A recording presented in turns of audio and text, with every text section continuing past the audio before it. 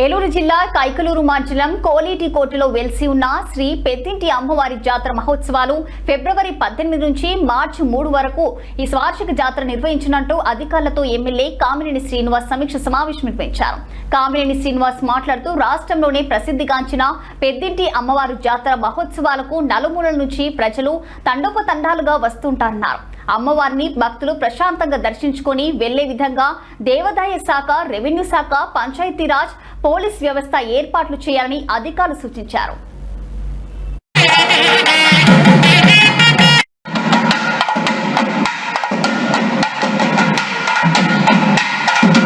కొల్లేటికోటలో వేంచేసి ఉన్న పెద్దింటి అమ్మవారి జాతర సందర్భంగా ఫిబ్రవరి 18 నుంచి మార్చి 3వ తారీఖు దాకా ఆ కార్యక్రమం ఉంటుంది.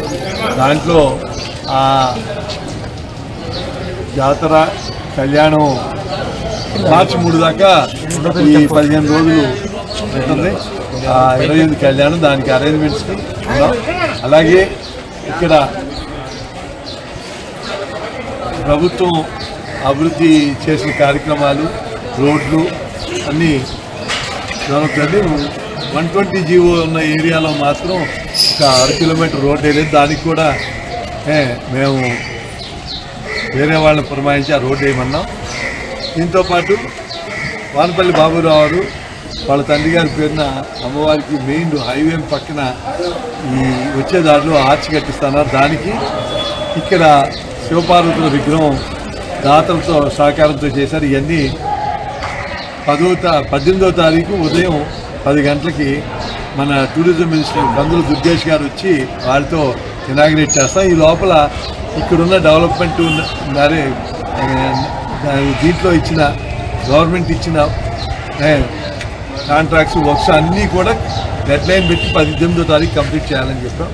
అలాగే కొల్లేరు సమస్య రాష్ట్ర ప్రభుత్వం చాలా సానుకూల దృక్పథంతో పర్యావరణంతో పాటు ప్రజలు, పేద ప్రజలు ఇక్కడ బతుకుతున్నారు కొన్ని వందల సంవత్సరాలు జిరాయితీలు వాళ్ళని కూడా ఎలా చూడాలనేది రాష్ట్ర ప్రభుత్వం చంద్రబాబు నాయుడు గారు, అలాగే డిప్యూటీ సీఎం గారు పవన్ కళ్యాణ్ గారు చాలా సానుకూలంగా ఉన్నారు. అలాగే కేంద్ర ప్రభుత్వం కూడా వాళ్ళ సానుకూలంగా ఉండి నేషనల్ వైల్డ్ లైఫ్ బోర్డు కూడా ఈ కొల్లేరుని ఎలా సమస్యను పరిష్కారం ఇప్పుడు మొన్న సిఈసి వచ్చి చూసి త్వరలోనే సుప్రీంకోర్టుకి వాళ్ళ రిపోర్టు సబ్మిట్ చేస్తారు.